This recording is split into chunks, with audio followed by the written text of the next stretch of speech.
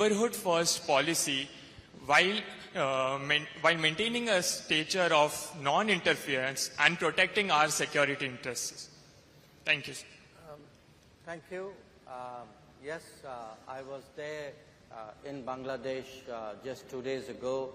I had gone to represent India at the funeral of the former Prime Minister of Bangladesh, Begum Khaleda Zia.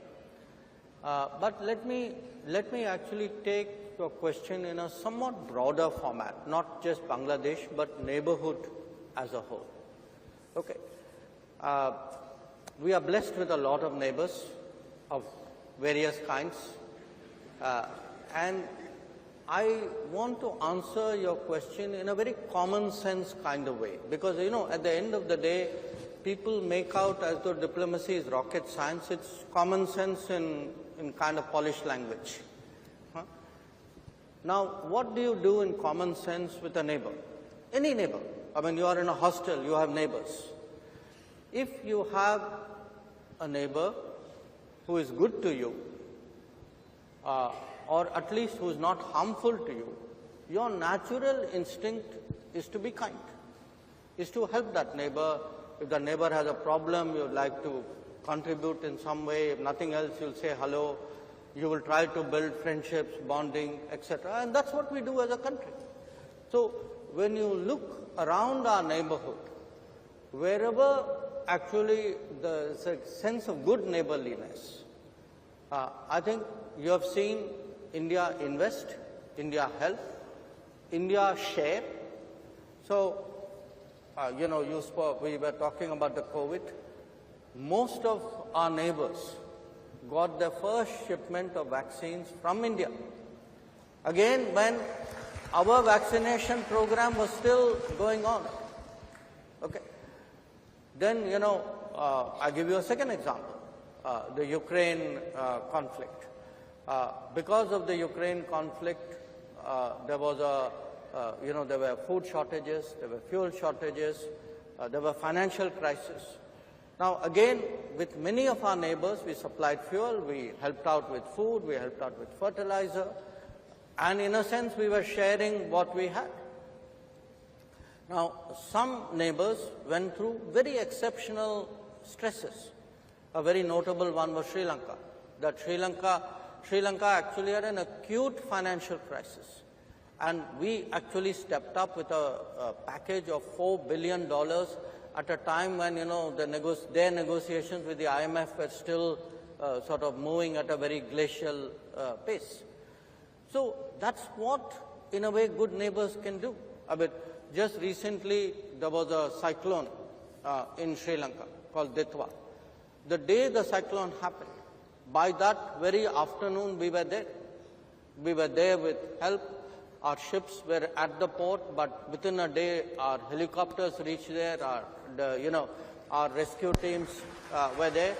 I went there myself with a few days later with a kind of a reconstruction, rebuilding package. And believe me, you know, if you ask the average person, they have that sense that, look, I have a neighbor like India. I know when things get bad, I can rely on a country like this. And again, it doesn't have to be a crisis.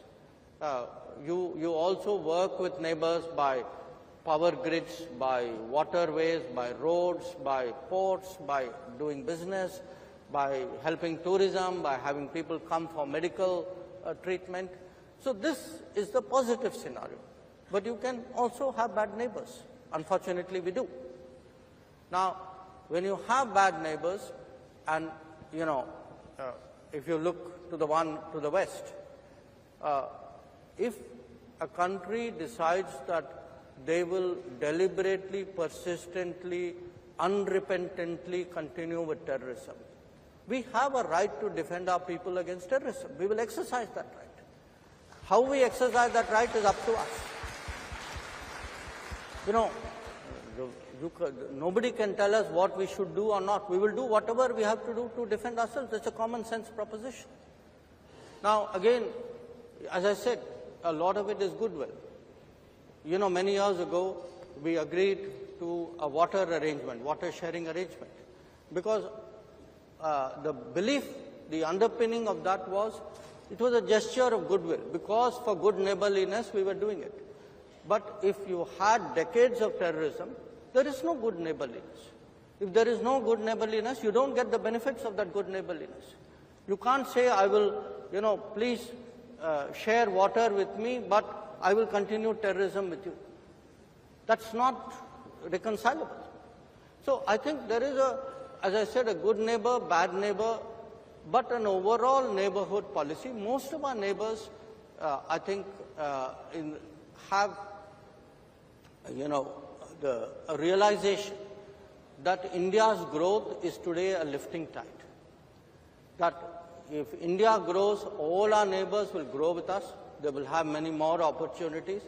I think that, in a sense, is the message which I also took to Bangladesh. And yes, I mean, they are right now heading for their elections. We wish them well in that election. We hope that once things settle down, as I said, the sense of neighborliness in this region will grow.